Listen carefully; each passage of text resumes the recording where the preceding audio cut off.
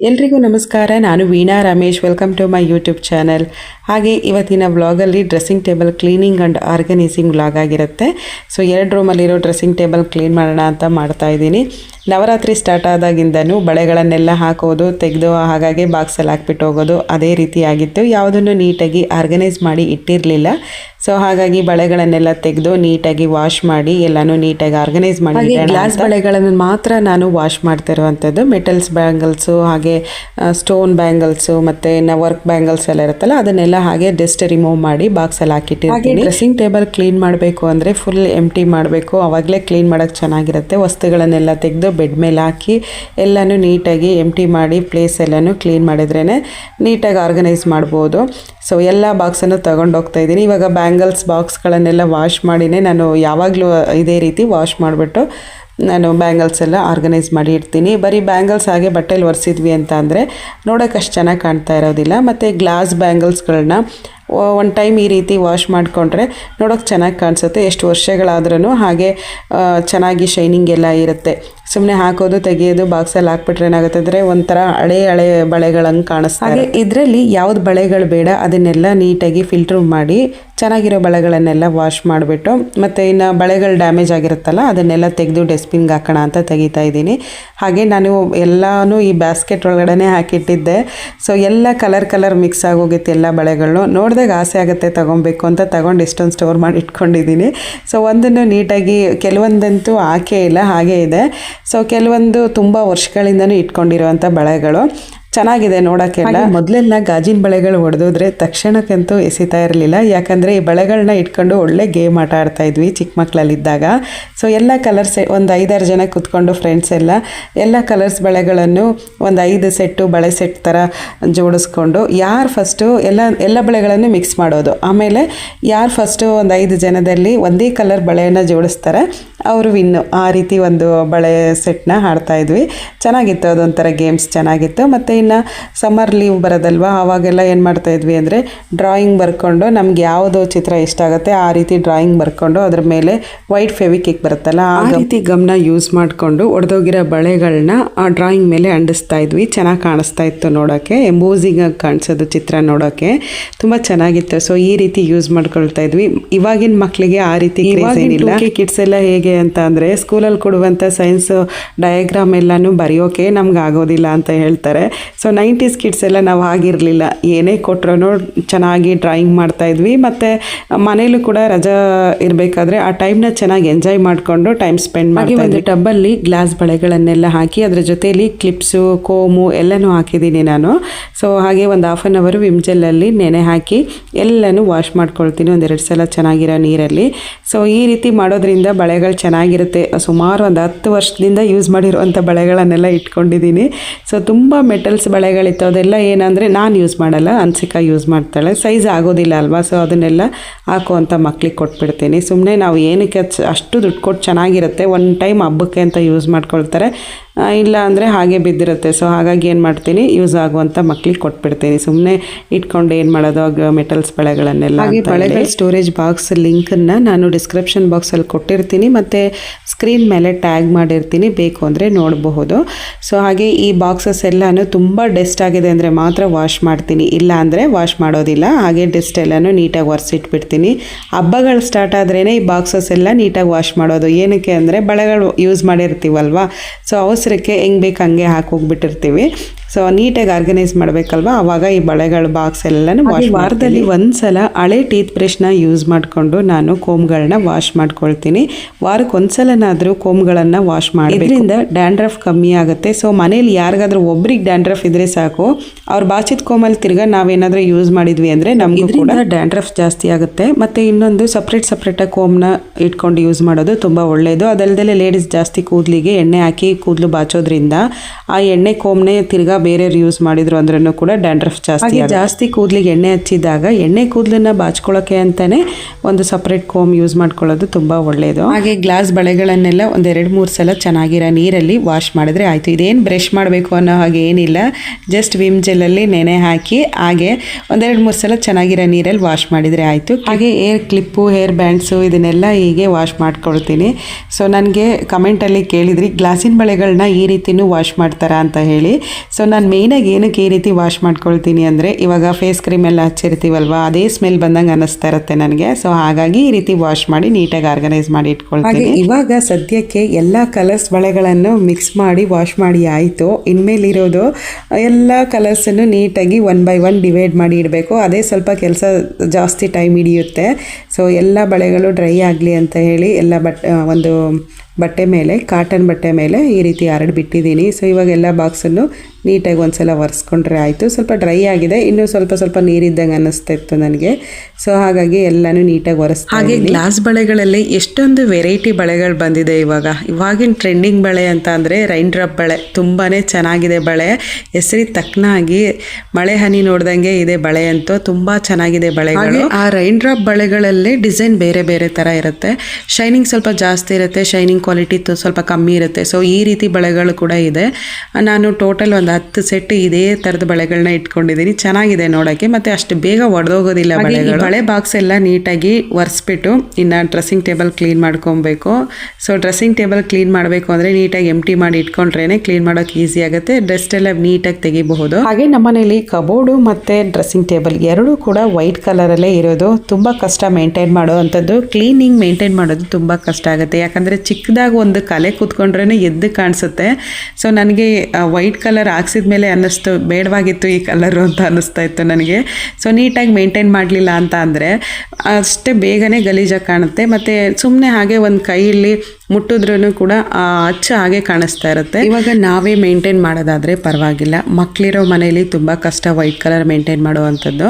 So ಏನಾದರೂ ಸ್ವಲ್ಪ ಕಲೆ ಇದ್ದರೆ, ತುಂಬ ಗಲೀಜಾಗ ಏನಾದ್ರು ಕಾಣ್ತಾ ಇತ್ತು ಅಂದರೆ ಈ ರೀತಿ ನೈಲ್ ಪಾಲಿಶ್ ರಿಮೂವರ್ನ ತಗೊಂಡು ಆ ಕಲೆಗಳ ಮೇಲೆ ಸ್ವಲ್ಪ ಈ ರೀತಿ ಜಾಸ್ತಿ ಸ್ಕ್ರಬ್ ಮಾಡಿದ್ವಿ ಅಂದರೆ ನೀಟಾಗಿ ಕ್ಲೀನ್ ಆಗುತ್ತೆ. ಸೊ ನಾನು ಈ ರೀತಿ ಕ್ಲೀನಿಂಗ್ ಯೂಸ್ ಮಾಡ್ಕೊಳ್ತೀನಿ. ನೈಲ್ ಪಾಲಿಶ್ ರಿಮೂವರ್ನ ಎಕ್ಸ್ಟ್ರಾ ಒಂದು ಪ್ಯಾಕೆಟ್ ಕ್ಲೀನ್ ಮಾಡೋಕ್ಕೆ ಅಂತಲೇ ತಂದಿಟ್ಕೊಂಡಿರ್ತೀನಿ. ತುಂಬ ರೇರು ನಾನು ಯೂಸ್ ಮಾಡುವಂಥದ್ದು.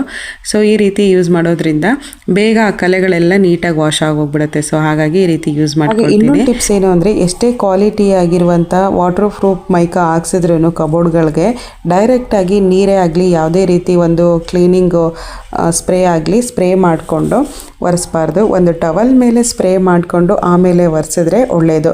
ಇಲ್ಲ ಅಂದರೆ ಏನಾಗುತ್ತೆ ಅಂದರೆ ಸ್ಪ್ರೇ ಮಾಡಿದ ಜಾಗ ಎಲ್ಲ ಒಂಥರ ಕಪ್ಪು ಆದಂಗೆ ಆಗಿರುತ್ತೆ. ಸೊ ಹಾಗಾಗಿ ನೆಕ್ಸ್ಟು ಮಿರರ್ನ ಯಾವ ರೀತಿ ಕ್ವಿಕ್ಕಾಗಿ ಕ್ಲೀನ್ ಮಾಡ್ಕೊಬೋದು ಅಂತ ತೋರಿಸ್ತೀನಿ. ಮನೇಲಿರೋ ಕನ್ನಡಿನ ಲಕ್ಷ್ಮೀ ಸಂಕೇತ ಅಂತ ಹೇಳ್ತಾರೆ. ಅದರ ಮೇಲೆ ಯಾವಾಗಲೂ ಗಲೀಜ್ ಇಲ್ದಂಗೆ, ಡಸ್ಟ್ ಇಲ್ದಂಗೆ ನೀಟಾಗಿ ಯಾವ ರೀತಿ ಕ್ಲೀನ್ ಮಾಡ್ಕೊಬೋದು ಅಂತ ತೋರಿಸ್ತೀನಿ. ಈಸಿ ಕ್ಲೀನಿಂಗ್ ಇದು.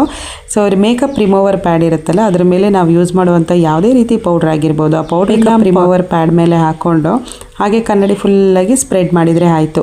ಅಲ್ಲಿ ಏನೇ ಕಲೆಗಳಿದ್ರೂ, ಏನೇ ಕೈ ಮಾರ್ಕ್ಗಳಿದ್ರೂ ಕಾಣಿಸುತ್ತೆ ಆ ಪೌಡ್ರ್ ಮೇಲೆ. ಆಮೇಲೆ ನೀಟಾಗಿ ಒಂದು ಕ್ಲೀನಾಗಿರುವಂಥ ಮೇಕಪ್ ರಿಮೂವರ್ ಪ್ಯಾಡ್ನ ತಗೊಂಡು ನೀಟಾಗಿ ಒರೆಸಿದ್ರೆ ಆಯಿತು.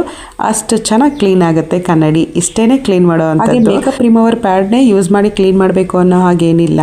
ಸೊ ನ್ಯೂಸ್ ಪೇಪರ್ ಯೂಸ್ ಮಾಡಿಕೊಂಡು ಕ್ಲೀನ್ ಮಾಡಬಹುದು, ಟಿಶ್ಯೂ ಪೇಪರ್ ಇಟ್ಕೊಂಡು ಕ್ಲೀನ್ ಮಾಡಬಹುದು. ಯಾವಾಗಲೂ ಶುದ್ಧವಾಗಿ ಇಟ್ಕೊಳ್ಳೋದು ಒಳ್ಳೆಯದು. ನಾನು ಇದೇ ರೀತಿ ಕ್ಲೀನ್ ಮಾಡ್ಕೊಳ್ತೀನಿ, ಡೈಲಿ ಇದೇ ರೀತಿ ಕ್ಲೀನ್ ಮಾಡುವಂಥದ್ದು. ಹಾಗೆ ಈ 2 ಬಾಕ್ಸನ್ನು ನಾನು ಫ್ಲಿಪ್ಕಾರ್ಟಲ್ಲಿ ತೊಗೊಂಡಿದ್ದಂಥದ್ದು. ಸೊ ಇದ್ರ ಲಿಂಕನ್ನು ನಾನು ಟ್ಯಾಗ್ ಮಾಡಿರ್ತೀನಿ ಸ್ಕ್ರೀನ್ ಮೇಲೆ, ಚೆಕ್ ಮಾಡಬಹುದು.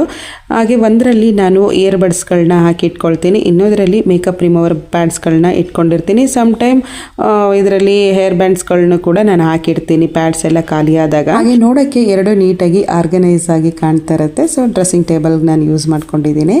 ಮತ್ತು ಇನ್ನು ಈ ನೈಲ್ ಪಾಲಿಶು ಪ್ಲಾಸ್ಟಿಕ್ ಬ್ಯಾಸ್ಕೆಟು ತುಂಬ ಒಂದು 12 ವರ್ಷದ ಮುಂಚೆ ತೊಗೊಂಡಿದ್ದ ಬ್ಯಾಸ್ಕೆಟು, 20 ರೂಪಾಯಿ ಕೊಟ್ಟು ತೊಗೊಂಡಿದ್ದೆ, ಶಾಪಲ್ಲೇ ತೊಗೊಂಡಿದ್ದಂಥದ್ದು. 2 ಬ್ಯಾಸ್ಕೆಟ್ ತೊಗೊಂಡಿದ್ದೆ. ಸೊ ಅವಾಗಿಂದ ಇಲ್ಲಿವರೆಗೂ ನೈಲ್ ಪಾಲಿಶ್ ಇಡೋಕ್ಕೆ ಅಂತಲೇ ಯೂಸ್ ಮಾಡ್ಕೊಳ್ತಾ ಇದ್ದೀನಿ. ಸೊ ಈ ರೀತಿ ನೀಟಾಗಿ ಆರ್ಗನೈಸ್ ಮಾಡಿ ಜೋಡಿಸಿಟ್ಬಿಡ್ತೀನಿ. ಮತ್ತು ಇದೆಲ್ಲ ಹೇಗೆ ಜೋಡಿಸಿಟ್ಟಿದ್ದೀನಿ ಹಾಗೇ ಇರುತ್ತೆ. ಹಾಗೆ ಹೆಣ್ಮಕ್ಳು ಅಂತ ಅಂದ್ರೇ ಸ್ವಲ್ಪ ಡ್ರೆಸ್ಸಿಂಗ್ ಟೇಬಲ್ ಕಲರ್ಫುಲ್ ಆಗಿರುತ್ತೆ ಅಲ್ವಾ ನೋಡೋಕ್ಕೆ. ಸೊ ಈ ರೀತಿ ಆರ್ಗನೈಸ್ ಮಾಡಿ ಇಟ್ಕೊಂಡಾಗಲೇ ನೀಟಾಗಿ ಸಮಾಧಾನವಾಗಿ ಹೊರಟು ಹೋಗ್ಬೋದು. ಬಟ್ ನಾವು ಎಲ್ಲಂದ್ರಲ್ಲಿ ಎಲ್ಲ ವಸ್ತುಗಳನ್ನು ಹಾಕ್ಬಿಟ್ವಿ ಅಂತಂದರೆ ಹೊರಡಬೇಕಾದ್ರೆ ಟೆನ್ಷನ್ ಆಗ್ತಾ ಇರುತ್ತೆ. ಹೇರ್ ಪಿನ್ ಸರಿ ಸಿಗೋದಿಲ್ಲ, ಕ್ಲಿಪ್ ಸರಿ ಸಿಗೋದಿಲ್ಲ, ಮತ್ತು ಪಿನ್ಸ್ ಸರಿ ಸಿಗೋದಿಲ್ಲ, ಒಂಥರ ಟೆನ್ಷನಲ್ಲಿ ಹೊರಟ್ವಿ ಅನ್ನೋ ರೀತಿಲಿ ಅನ್ನಿಸ್ತಿರುತ್ತೆ. ಸೊ ನೀಟಾಗಿ ಆರ್ಗನೈಸ್ ಮಾಡಿ ಇಟ್ಕೊಂಡ್ವಿ ಅಂದರೆ ಸಮಾಧಾನವಾಗಿ ಹೊರಟು ಹೋಗ್ಬೋದು ಅನ್ನೋದು ನನ್ನ ಅನಿಸಿಕೆ. ಸೊ ಹಾಗಾಗಿ ನೀಟಾಗಿ ಈ ರೀತಿ ಪಿನ್ಸ್ ಆಗಲಿ ಹೇರ್ ಬೆಂಡ್ಸ್ ಆಗಲಿ ಎಲ್ಲನೂ ಸಪ್ರೇಟ್ ಬಾಕ್ಸಲ್ಲಿ ಡಿವೈಡ್ ಮಾಡಿ ನಾನು ಆರ್ಗನೈಸ್ ಮಾಡಿ ಇಟ್ಟಿರ್ತೀನಿ. ಜಾಸ್ತಿ ಎಲ್ಲ ವಸ್ತುಗಳನ್ನು ತಗೊಂಡೋಗಿ ತುಂಬೋದಿಲ್ಲ. ನನಗೆ ಎಷ್ಟು ಬೇಕೋ ಅಷ್ಟು ಸಿಂಪಲ್ಲಾಗಿ, ಜಾಗ ಜಾಸ್ತಿ ಇದ್ರೂ ಸಿಂಪಲ್ಲಾಗಿ ಇಟ್ಕೊಂಡಿರ್ತೀನಿ ಇಟ್ಕೊಂಡಿರ್ತೀನಿ ನಾನು, ನನಗೆ ಅದೇ ಇಷ್ಟ ಆಗೋದು. ಸೊ ಜಾಗ ಇದೆ ಅಂತ ಹೇಳ್ಬಿಟ್ಟು ಎಲ್ಲ ವಸ್ತುಗಳನ್ನ ತಗೊಂಡೋಗಿ ಒಂದೇ ಸಲ ತುಂಬೋದು ನಂಗೆ ಇಷ್ಟ ಆಗೋದಿಲ್ಲ. ಸ್ಪೇಸ್ ಇದ್ರೂ ನೋಡೋಕೆ ಚೆನ್ನಾಗಿ ಕಾಣಿಸ್ತಾ ಇರುತ್ತೆ. ಸೊ ಹಾಗಾಗಿ ಆದಷ್ಟು ಕಮ್ಮಿ ವಸ್ತುಗಳನ್ನು ಜೋಡ್ಸೋಕೆ ಇಷ್ಟಪಡ್ತೀನಿ. ಡ್ರೆಸ್ಸಿಂಗ್ ಟೇಬಲ್ ಕ್ಲೀನಿಂಗು ಅರ್ಧ ಆರ್ಗನೈಸ್ ಆಯಿತು. ಸೊ ಇವಾಗ ಬಳೆಗಳನ್ನೆಲ್ಲ ವಾಶ್ ಮಾಡಿ ಇಟ್ಕೊಂಡಿದ್ನಲ್ಲ ಅದನ್ನೆಲ್ಲ ಒಂದೊಂದೇ ಕಲರ್ ಜೋಡಿಸ್ಕೊಂಡು ಬಂದಿದ್ದೀನಿ. ಸೊ ಇಷ್ಟು ಜೋಡಿಸಿದ್ದೀನಿ, ಇನ್ನೂ ಬಾಕಿ ಇದೆ. ಈ ಗ್ಲಾಸ್ ಬಳೆಗಳನ್ನೆಲ್ಲ ನೀಟಾಗಿ ಜೋಡಿಸಿ ಇಡೋದ್ರಿಂದ ನಮಗೆ ಹೆಲ್ಪ್ಫುಲ್ ಅಂತ ಅನಿಸುತ್ತೆ, ಕೆಲಸನೂ ಕಮ್ಮಿ ಅಂತ ಅನಿಸುತ್ತೆ. ಎಲ್ಲಂದ್ರಲ್ಲಿ ಬಳೆಗಳನ್ನೆಲ್ಲ ಹಾಕೊಂಡಿದ್ರೆ ನೋಡೋಕೆ ಚೆನ್ನಾಗಿ ಕಾಣಿಸ್ತಾ ಇರೋದಿಲ್ಲ ಅಲ್ವಾ. ಸೊ ನೀಟಾಗಿ ಜೋಡಿಸ್ಕೊಂಡು ಇಟ್ಕೊಂಡಿದ್ರೆ ಒಂದು ಸೈಡಲ್ಲಿ ಚೆನ್ನಾಗಿ ಕಾಣಿಸ್ತಾ ಇರುತ್ತೆ.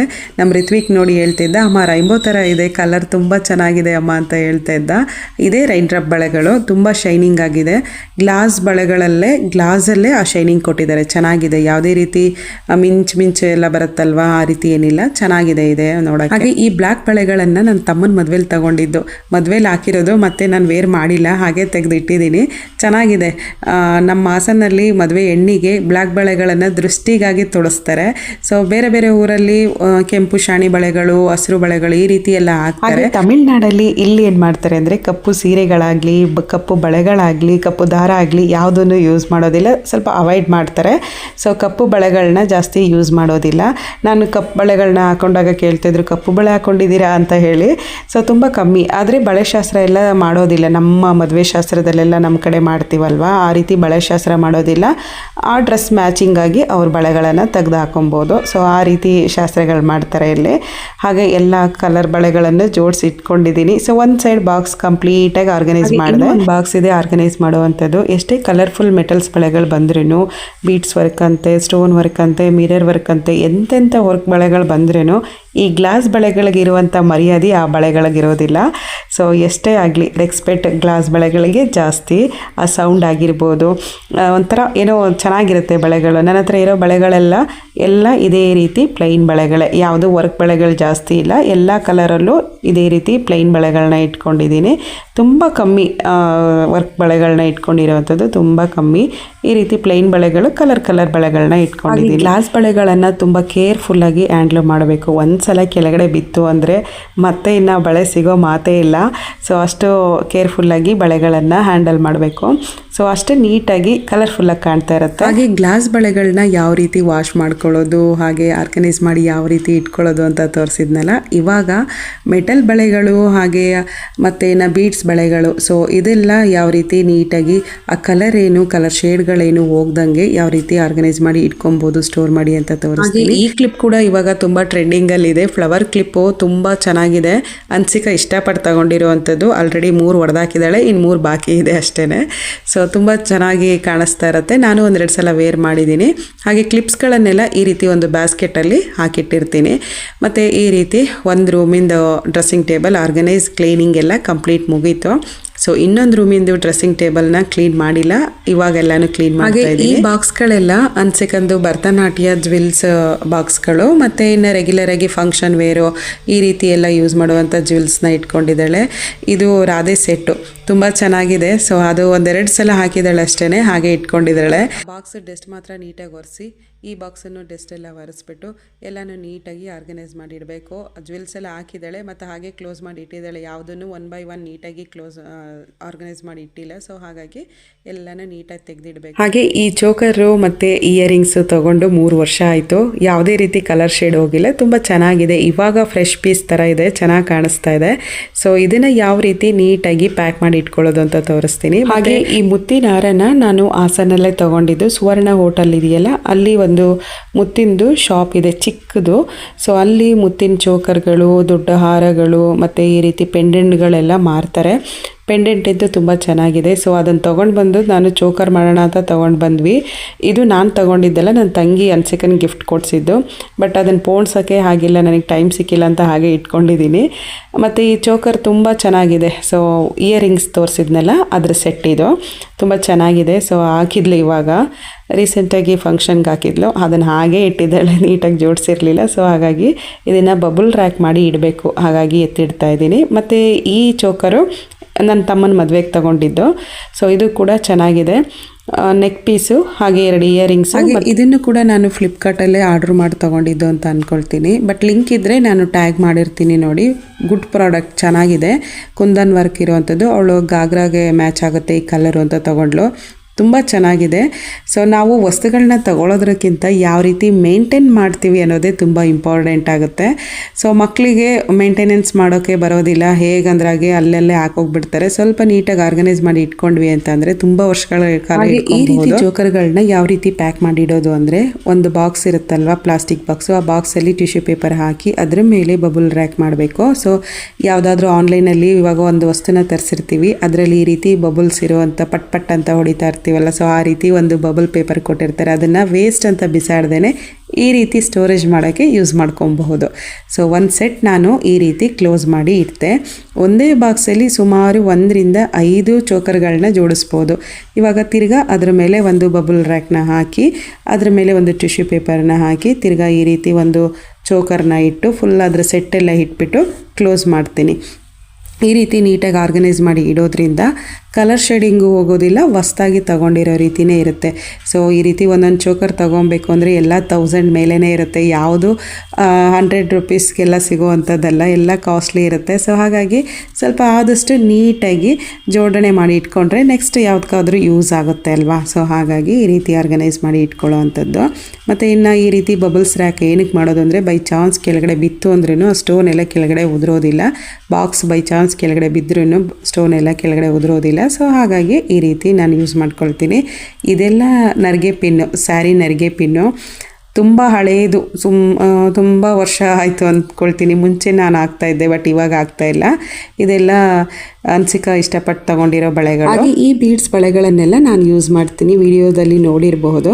ಸೊ ಇದನ್ನು ಕೂಡ ಈ ರೀತಿ ಬಬಲ್ ಪೇಪರಿಂದ ಕವರ್ ಮಾಡಿ ಇಟ್ಟಿರ್ತೀನಿ. ಸೆಟ್ಟು ಬಳೆಗಳಿಗೂ ಈ ರೀತಿ ಕವರ್ ಮಾಡಿ ಇಡ್ಬೋದು. ಇಲ್ಲ ಅಂದರೆ ಫುಲ್ ಬಾಕ್ಸಲ್ಲಿ ಸೆಟ್ ಫುಲ್ಲಾಗಿ ಜೋಡಿಸಿ ಅದ್ರ ಮೇಲೆ ನಾನು ಕಂಪ್ಲೀಟಾಗಿ ಈ ರೀತಿ ಬಬಲ್ ರ್ಯಾಕ್ ಮಾಡಿ ಇಟ್ಬಿಡ್ತೀನಿ. ಸೊ ಹೊರಗಡೆ ಏನಾದರೂ ಎಲ್ಲಾದರೂ ಹೋಗ್ತಾ ಇದ್ದೀವಿ, ಟ್ರಾವೆಲ್ ಮಾಡ್ತಾ ಇದ್ದೀವಿ ಅಂದಾಗ ಸೆಟ್ಟು ಬಳೆಗಳಿಗೆ ನಾನು ಈ ರೀತಿ ಬಬಲ್ ರ್ಯಾಕ್ ಮಾಡಿ ತಗೊಂಡೋಗ್ತೀನಿ. ಇಲ್ಲ ಅಂತಂದರೆ ಮನೇಲೇ ಇಡಬೇಕಾದ್ರೆ ಫುಲ್ ಒಂದು ಬಾಕ್ಸ್ ಎಲ್ಲ ಜೋಡಿಸ್ಬಿಟ್ಟು ಅದರ ಮೇಲೆ ಬಬಲ್ ಪೇಪರ್ನ ಹಾಕಿ ನೀಟಾಗಿ ಕ್ಲೋಸ್ ಮಾಡಿಬಿಡ್ತೀನಿ. ಸೊ ಈ ರೀತಿ ಸ್ಟೋನ್ ವರ್ಕು ಮತ್ತು ಬೀಡ್ಸ್ ವರ್ಕು ಬಳೆಗಳಿರುತ್ತಲ್ಲ, ಇದನ್ನು ಕಲರ್ ಶೇಡ್ ಹೋಗಬಾರ್ದು ಅಂತ ಈ ರೀತಿ ಮಾಡಿರ್ತೀನಿ ನಾನು.